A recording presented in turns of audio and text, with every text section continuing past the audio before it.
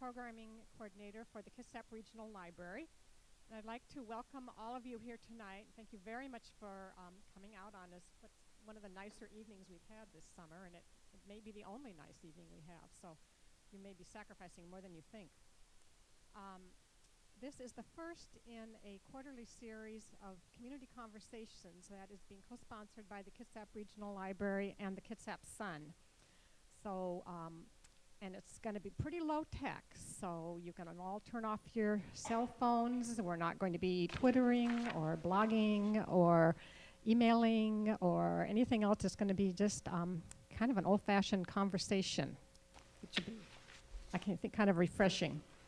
I'd also like to mention that on all of your chairs there is an evaluation form, which we would appreciate your completing before you leave and turning it in at the table in the back, because that'll give us an idea of how you like the forum and how you found out about it. And there's also a space at the bottom under number 5 where you can put down your ideas for either future Kitsap Regional Library programs or topics for this seminar.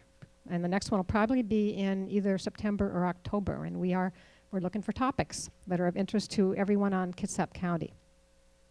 I'd like to thank the Kitsap Sun for approaching Kitsap Regional Library with this great, wonderful idea.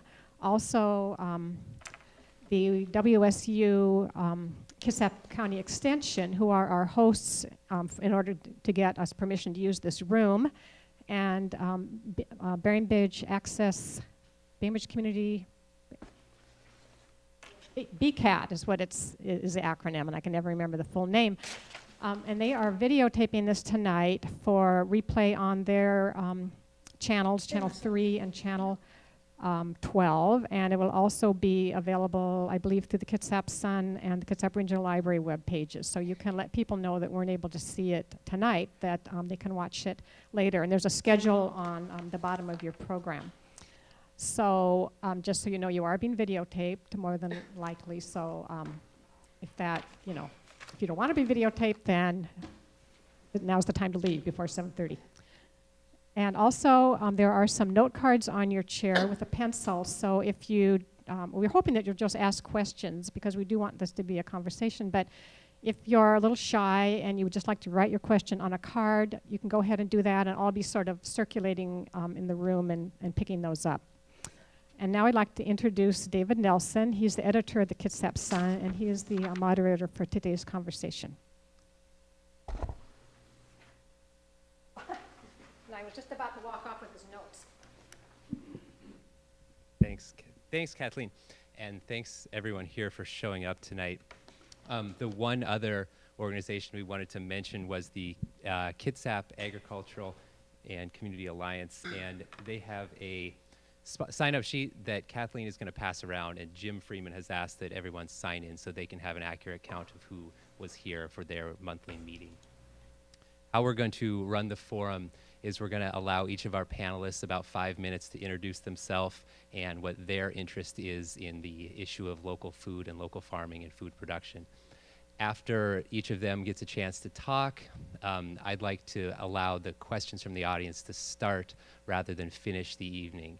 I have a list of questions I can ask if people get shy, but I think we'd prefer it if you guys ask what you want of this group and we let the spirit lead on the discussion, as it were. Like Kathleen said, she will have a microphone and be walking around the audience, so once we get finished with the first round, if you have a question, just raise your hand and she'll come over your way. Our panelists, if you've read the Sun for the last couple days, you read their columns, are Arno Bergstrom from WSU Extension, Jim Freeman from the Ag Alliance, Sally Maron from Sound Food, and I mispronounced it. Okay. Alex Moore from Cascade Harvest, Charlotte Garrido from Kitsap County, and Nikki Johansson, who's a local farmer. And I'm going to let Arno begin. Yes, thank you very much for this opportunity to be here.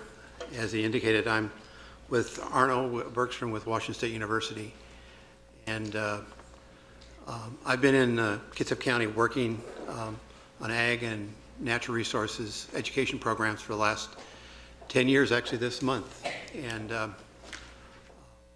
I grew up on a small farm in the Midwest in southern Minnesota, And it wasn't until I left and was gone for a number of years, way beyond my college years, that I really realized, what I lost or what I left behind, which was what I call a high quality of life or lifestyle for farming. When I arrived here in Kitsap County 10 years ago, I had the assignment to work with farmers in the county, and didn't know who they were, and there weren't any records in my office. So I really needed to kind of seize the moment and get involved. And the way that I did that was by offering some classes on sustainable farming. And we're in our 8th year this coming fall offering those classes.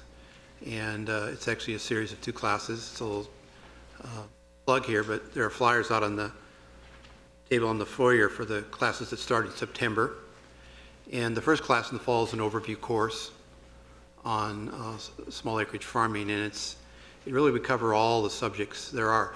But the real point of even bringing that up is that's where I became acquainted with who was farming in Kitsap County, and that's the point I wanted to make. And much to my delight, really not to my surprise, but I really didn't know what I would find. In the course of the last 7, almost 8 years, I've had the good fortune of working with a number, it's approximately 400 people that have taken the classes. Yes, in some cases it's a family, or partners that come in and take the class together, so I count all the noses, but they're all learners, and that's what's really important. And I'm really big on what these students want to do, because the class is 12 weeks long, and then if they take the second class, they've spent 24 weeks, or once a week for 24 weeks. That's quite a commitment in the course of our busy lives to do that. But I see the optimism in their eyes, the interest in their eyes. And I guess one of the points that I would want to make that really fits really well with and some of you in the room, I recognize faces, the passion to be producers of food in the county is that you come to understand how important light, moisture, and nutrients are. If you have those, you can raise livestock, poultry, or crops virtually anywhere. If you have light, moisture, and nutrients, I mean, those are the things. That's what it takes. And everyone works on that, on making their farm the best that they possibly can, and keep those things in the proper balance to grow the crops of the livestock that they want to produce. The last thought I guess I'd leave you with is that a lot of people worry about or think about, or scrutinize, the merits of farming. Is it viable today? Is it economically viable? I'm not an ag economist. I don't try to pass myself off as one, but one of the things I've realized over the course of my career as an educator is that a lot of people make life choices. And a lot of the people who I've met and worked with and continue to work with who are farming, they choose to own a piece of land and they choose to grow a crop. And they could choose to do other things with their time, their energy, and their resources. But they choose to farm. And it doesn't fit a real good economic model sometimes when you look at the value of land and the amount of toil, amount of labor inputs that there are. But I feel blessed to be able to get to know and work with people who have that kind of food production ethic. It's just absolutely incredible. And there have always been people like that, and I believe there will always be people like that want to own a piece of ground and produce food.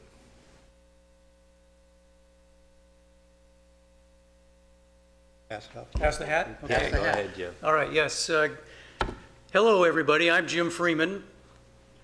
Hello. I'm a member of the Kitsap Community and Agricultural Alliance. A lot of you are used to coming to second Tuesdays to our meetings every month. Lately, we've been meeting up at the Silverdale Grange. We used to meet here quite often. We were here for a couple of years. Our organization, which started in 2007, has over 400 members and about 1,400 people who we interact with or communicate with. And I'd like to point out that just about everybody but one on the panel up here is a member of the KCAA. happy to report that. And what we're about is we like to say that we're building a local food network. And what do we mean by that? Well, Arno has a lot more statistics and is a much bigger expert than I am on the numbers, but my research indicates that there are several hundred farmers in the county. There may be as many as a couple thousand. And all of the 250,000 people that live in the county buy or consume perhaps up to $1 billion a year in food and beverages. That's a pretty big number. But way less than 1% of that total dollar volume comes into our local pockets, into our local farmers' hands. And I suppose if we had a measurable result for the KCAA, that's what we want to try to do. We want to try to increase the market share of dollars that are passing out of consumers' hands into farmers' hands and do that locally. So how does KCAA do that? Well, we're an all-volunteer organization. We're supported by our members. We have in the past been supported by grants from Kitsap County. But we look to try to, I suppose the way I would put it is we're trying to introduce people to one another. And so we do that by telling stories, the stories of farmers, the stories of businesses in the county. We have a blog, a lot of you are familiar with it. It's called buylocalfoodandkitsap.org. And Sue Edwards, who is a past associate of the Kitsap Sun, a journalist, has been going around for us and going out to farms and businesses and interviewing people and writing their stories and helping people understand their struggle, their triumphs, and why they're farmers and why they're here doing what they do for us all. So we have monthly meetings. In meetings like this, we have sometimes people come in and provide education for farmers. Last month we had Sharon Exley from USDA Rural Development come in and talk about how farmers can access grants and loans for their farm programs. We have some of those brochures in the back of the hall back here, so there's some farmers here tonight that missed that meeting and want to get that information that's available.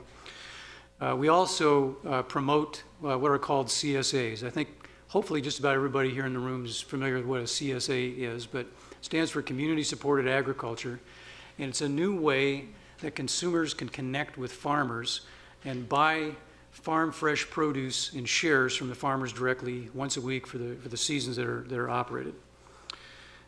We're called an alliance because we also work to support other organizations. We've got some fine organizations up here tonight you're going to hear from. We last year had our sort of big public event that we called the Local Food Chef Show Off. It was a harvest meal, and a lot of you, but a total of about 400 people showed up that night to eat some really fine food and beverages that were 95% of which were produced locally in Kitsap County and prepared by 13 chefs and restaurants.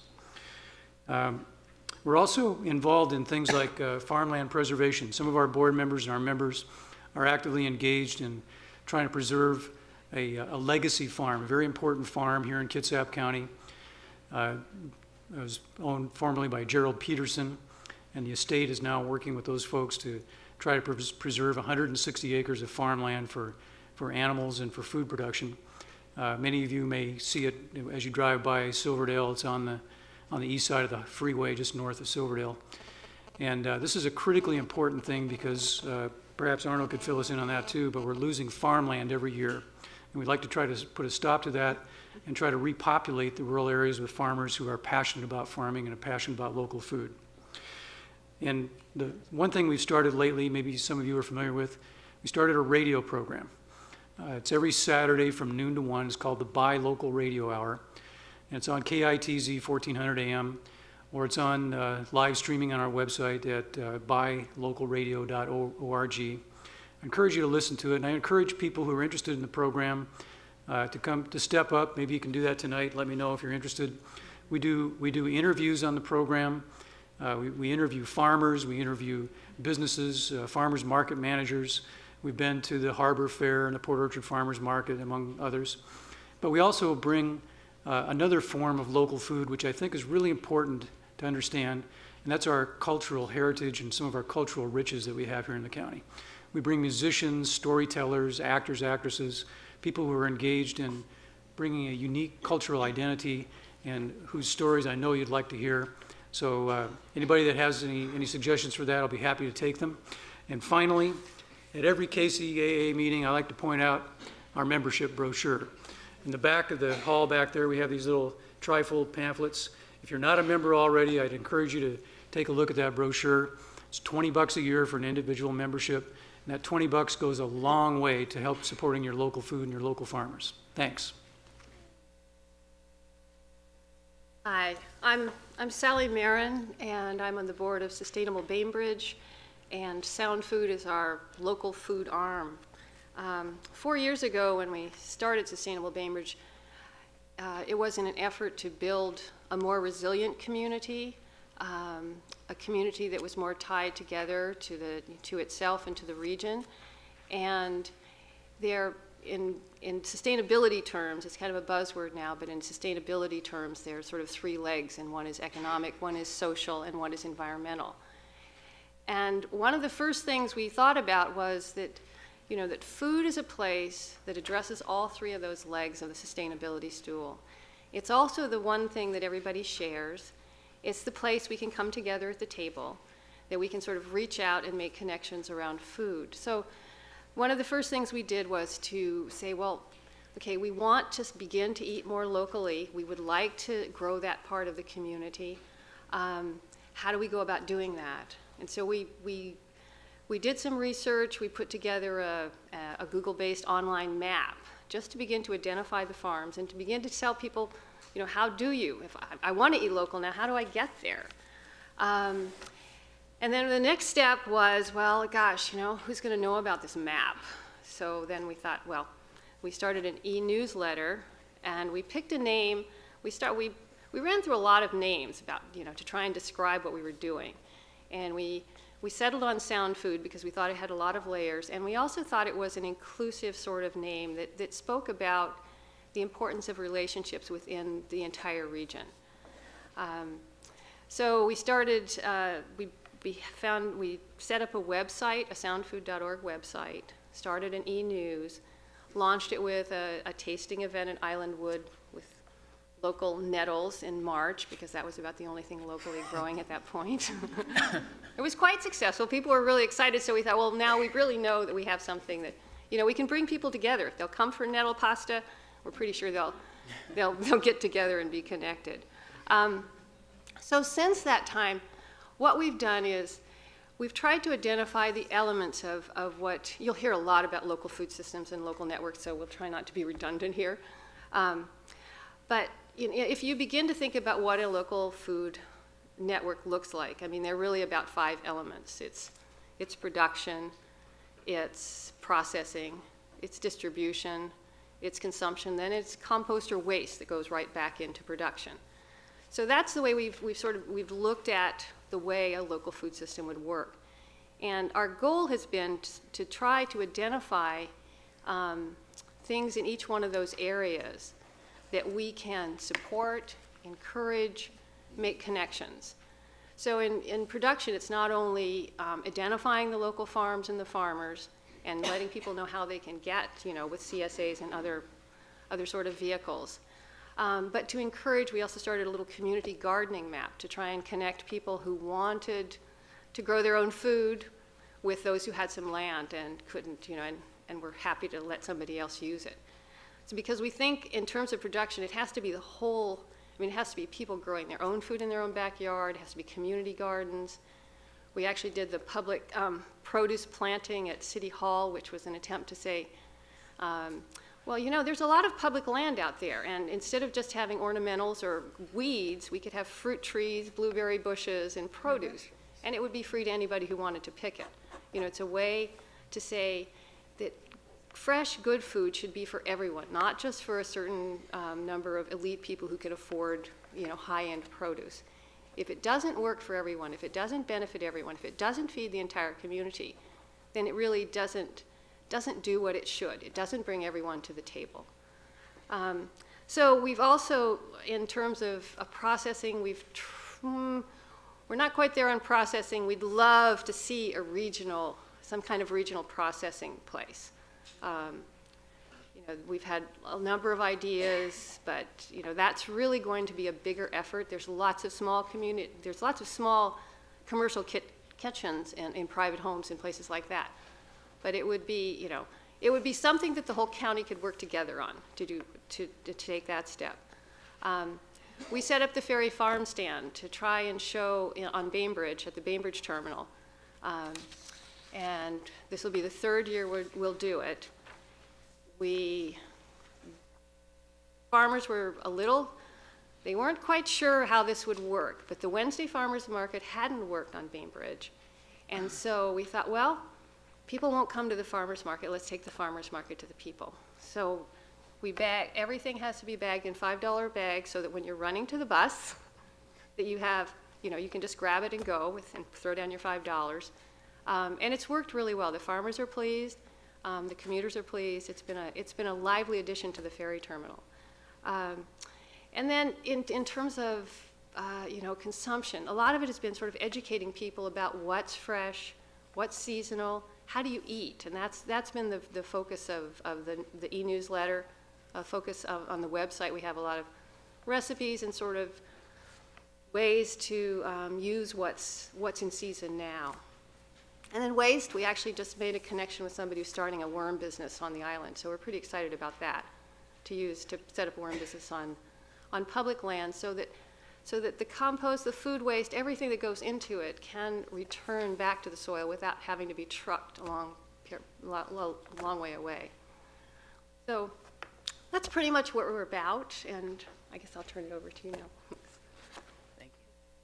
Well, I want to say, first of all, thank you to David for putting this together, and thank you for everybody for showing up. This is a great group of people. I didn't know exactly what to expect, and I'm thrilled by how many people have showed up and the panelists that I get to sit next to. I'm Alex Moore. I'm from Cascade Harvest Coalition. And we are a Seattle-based nonprofit that serves Washington State. We're a local food and farming resource center. We support small and mid-sized growers and attempt to educate consumers about how to get access to local food, locally produced food and beverages. The way that we do that is through consumer education, farmer support, and network building. Some of the programs you might have heard of are Puget Sound Fresh, which is a program that is funded in part by King County, but it is for all 12 Puget Sound counties. There's some farm guides out front as you walked in. Kitsap County is well represented in there. And it is a basic resource that's free. We pass it out to 100,000 Puget Sound consumers each year. And it's a listing of all the farmers and farmers markets who choose to participate in those 12 counties. We also have a CSA directory that we publish each year. This year we published it online at PugetSoundFresh.org, Community Supported Agriculture Directory. And we do farm-to-table workshops all over the state each year. That's a WSDA-funded program. And these are really networking meetings where we bring buyers and producers together in the same room, along with other members of the supply chain, distributors, processors, some of the folks that Sally was just talking about, into the same room for panel discussions as well as facilitated networking. And then we're pleased, we're ecstatic to this, our fourth year doing these. We measure the results and we find that just by getting people in the same room like you are here tonight, amazing things can happen. And we see hundreds of thousands of dollars in activity for each one of those workshops in new economic activity. We also do some policy work at the statewide level, which I am less involved with, and honestly I'm going to stumble through tonight if we start talking about it, but I know that we've done some important policy work as well.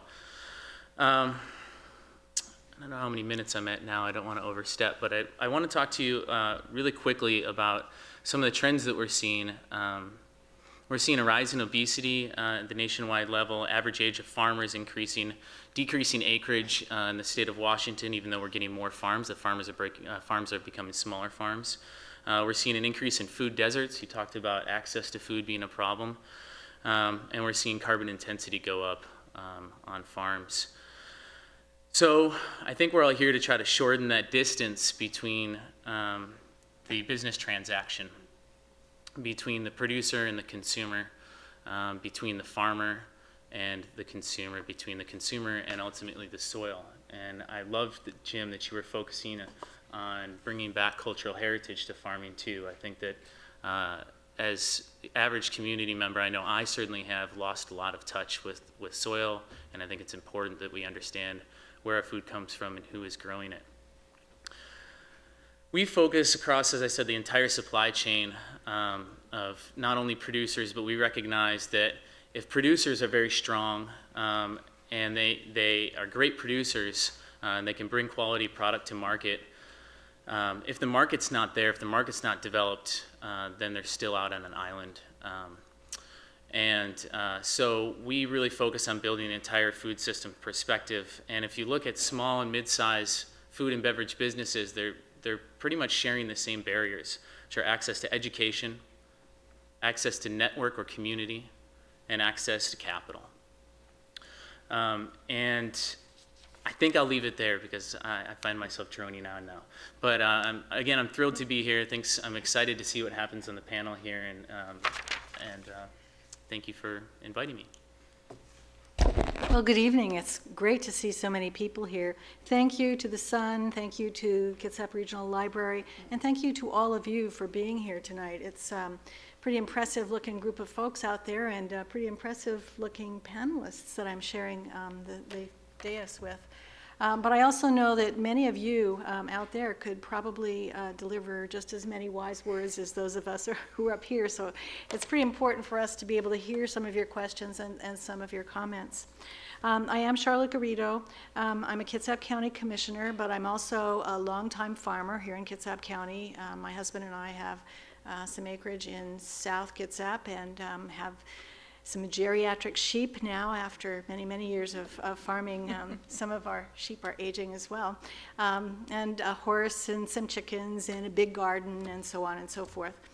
And I've been really active in Kitsap County community for many, many years in relationship to how we use our land and especially in the farming community. I was one of the co-founders of the Kitsap Farmers Market Association and back in like 1978.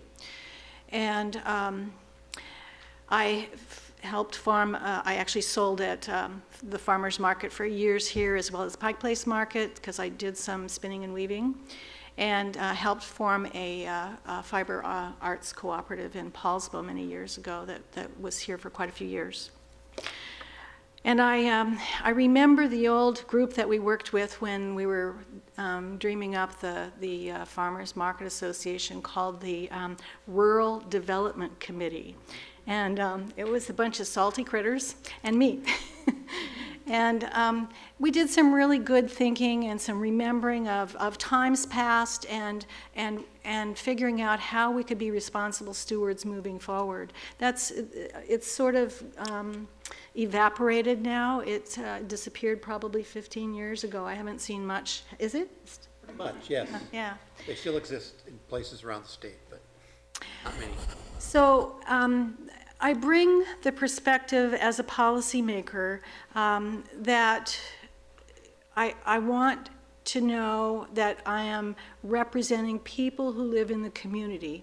And what are some of our human needs? Well, I'm responsible as a person who's governing to provide for the health and welfare of the citizens of Kitsap. And what more basic human need is there? I mean, there are several human needs, but health and food is a really important human need. And public policy does not tend to deal with food and the need for every citizen who lives here to have access to fresh, decent supplies of good food. And so when the American Recovery and Reinvestment Act was enacted about a year and a half ago, the stimulus money became available. There were two major purposes for that money. The one was to create green jobs, but the second was to create relationships that never had existed before to get things done. And I thought about, so what could we do in Kitsap? We've really got to put some of that money, we've got to invest in this community, and what can we do with that money?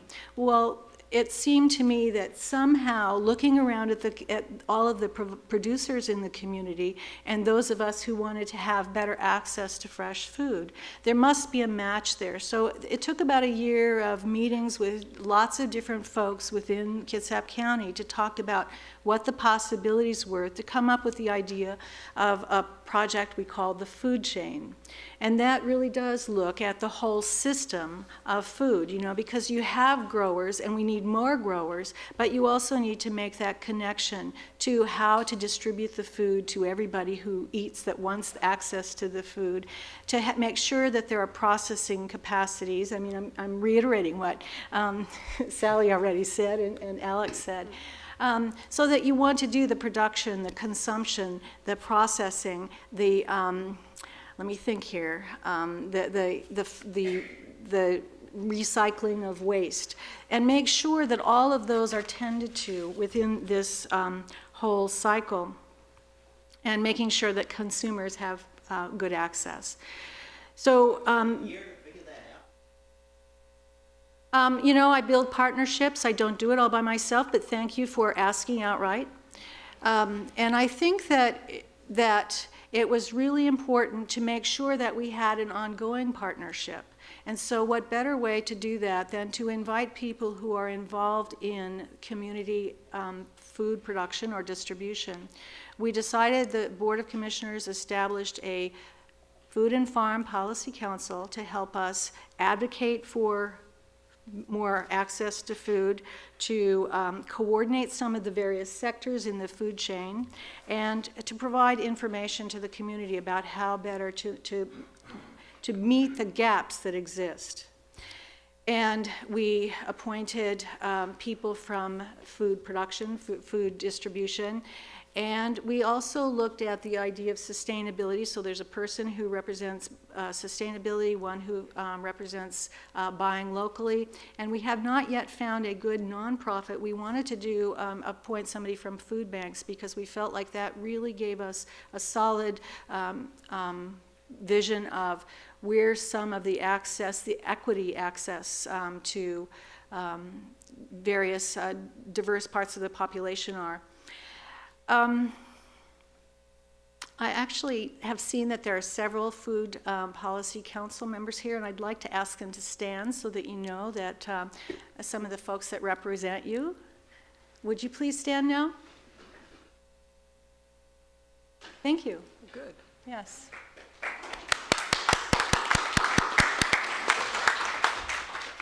So I could go on, but I expect that there are going to be some really good questions. We do have some subcommittees established, and I think that the council members would like to talk after the formal parts of the presentation. They'd probably be just as available to you. Some of the policy aspects that we will be looking at, and the subcommittee on policy has also already begun to look at land use laws and rights to farm and water rights kinds of issues. But there are some health issues, some policy issues, some food processing kinds of issues that might need some policy attention, as well as the access to public lands, more investment in the ability to have lands available to farm, even recognizing more overtly some of the urban land opportunities that Bremerton and Bainbridge I see some really good, fine examples of. But also, we do have Howe Farm and other public parcels that would probably be ideal ways for us to use those properties in a way that they've been used before, and we could encourage reinvestment in those kinds of uses. So I'll let Nikki talk a little bit now, and look forward to your questions. Thank you, Charlotte. And again, I want to say thank you to the Kitsap Regional Library and to Mr. Nelson and the Kitsap Sun for sponsoring this. This kind of a thing is, in my mind, a very much needed thing, and obvious to me since I've read, I have to say it, comments on the articles that were written in preparation for this, that there seems to be, in my mind, much more communication needed in our in our community about agriculture and what it is and what it can be. I'm Nikki Johansson. My husband Alan and I operate Pheasant Field Farm in Silverdale, and it was about a little bit more than 10 years ago that we decided to go the route that we're on today.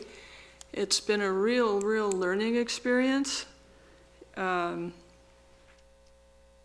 thought I knew a lot about farming. There was an era that needed more information, networked, went to other counties, came home here to Kitsap, and we had WSU offering their courses.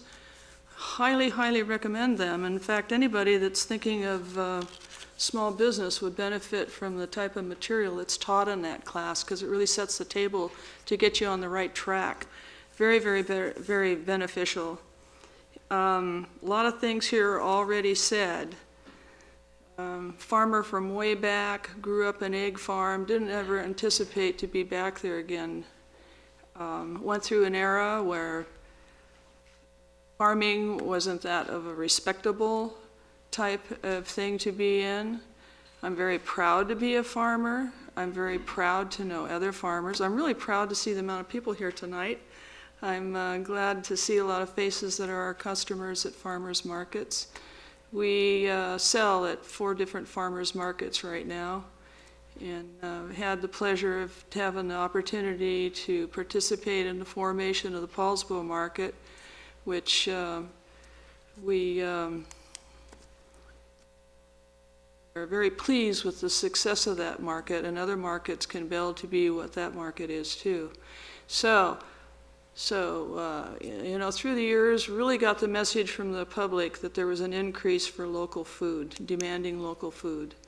I'm just, others have heard me say this kind of thing before, but I'm just a little person, and I knew that the amount of calls that I was getting, we were really into something. Then comes along Michael Pollan, Barbara Kingsolver, and of course Joel Salatin to promote more about the advantage of eating local food. So much information. It's really, it has our public attuned to what healthy eating is all about and why they need to be seeking local food. I'm not going to talk a real long time here, but I'd like to say what I'm about today is growing more farmers. We need to encourage young people and middle-aged people, anybody, to get into growing food. Even if you're growing with scale just to feed yourself, it's important to know how to grow food. But there's been a lot of land lost to development in Kitsap County, but there's still a lot more land out there. We need to be opening doors for opportunities for young people to engage in agricultural activities. We need to expand the opportunities for added value products and a myriad of things. It's an exciting time to be involved in this, and I see the critical element is networking and partnerships, particularly with our government. I know you can't do this on your own. I ran into some roadblocks early on, and it's important to get your message out to your elected officials. Seek the help of WSU. Seek the help of KCAA. Of course, I'm part of KCAA too, but there's things there to help you, and that networking is really vital. Thank you very much. Thank you.